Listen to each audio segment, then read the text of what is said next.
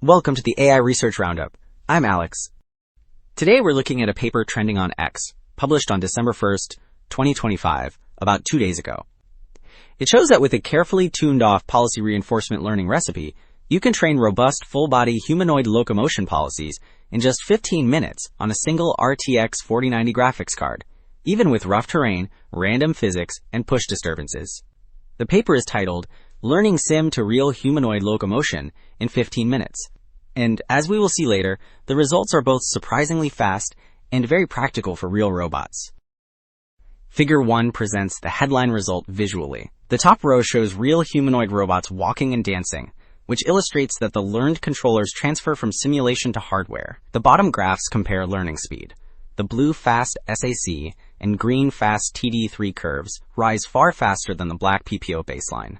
The three plots cover G1 locomotion, T1 locomotion, and longer whole body motion tracking, so they show that the same recipe scales from quick walking to complex dancing. Figure 2 digs into why FastSAC learns so quickly.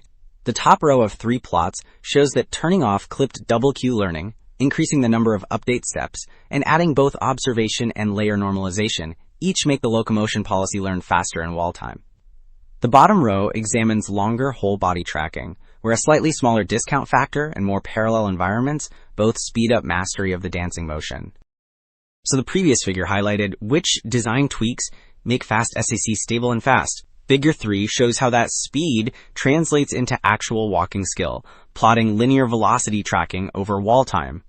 The top row covers the G1 robot under flat ground, rough ground, and strong push disturbances, where FastSAC and FastTD3 both outrun PPO by a wide margin.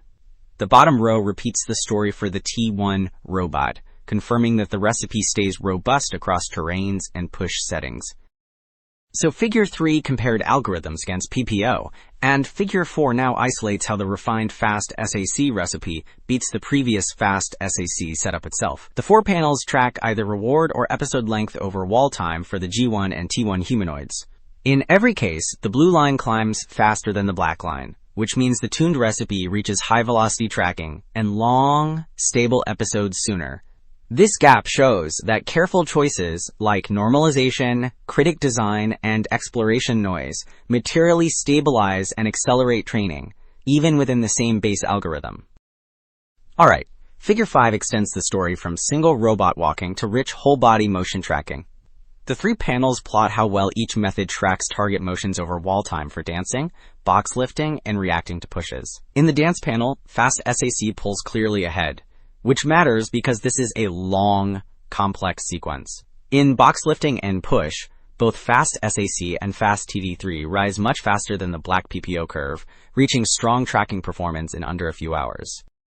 So Figure 6 turns those tracking curves into concrete real-world behavior. The montage shows the Unitree G1 robot performing full-body motions in the lab, which confirms that the learned controllers transfer from simulation. The top row illustrates a long dance sequence with coordinated arm and leg motions. The middle row shows controlled box lifting, where the robot bends, reaches, and straightens safely. The bottom row depicts responses to pushes, where the robot absorbs disturbances and recovers balance.